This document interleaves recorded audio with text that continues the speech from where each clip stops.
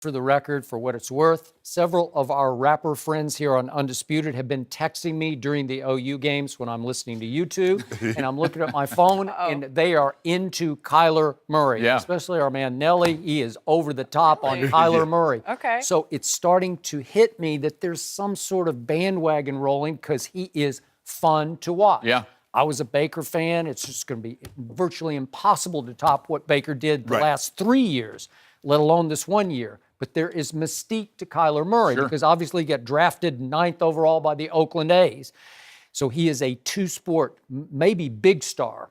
And you've been watching him. Yeah. He's explosive. He is. And he carries himself with sort of the dignity of a kid who just knows he's really good at two sports. Yeah. Right? He carries himself like a professional to me, like high poise.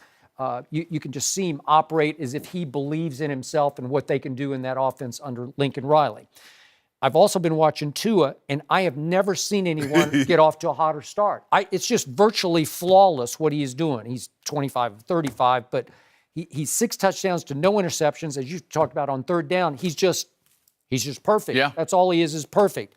And he has the pressure of a former starting quarterback looking over his shoulder, and I think a fairly quick hook, because we talked about it. I don't think Nick Saban thinks he's his cup of Gatorade. You know, he just doesn't like the way Tua plays, because Tua will take off and run with the football too. Tua will try throws that are kind of risky to me, and he pulls them off. Well, that rolled around in the pocket and just flings it, Fling it, and the guy catches it. And it hits him right in the hands. Nick Saban loves control. He and does. this is the first quarterback he's had out there. Now, granted, Tua's got the highest ceiling, and we all know that.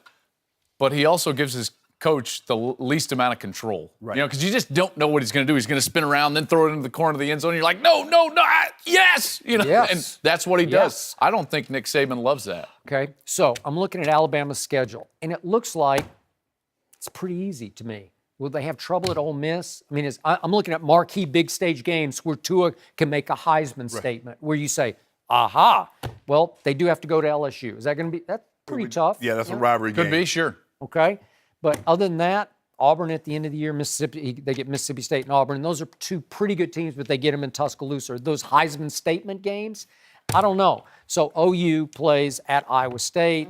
They lost to Iowa last week, so I don't think they're what they were a year ago.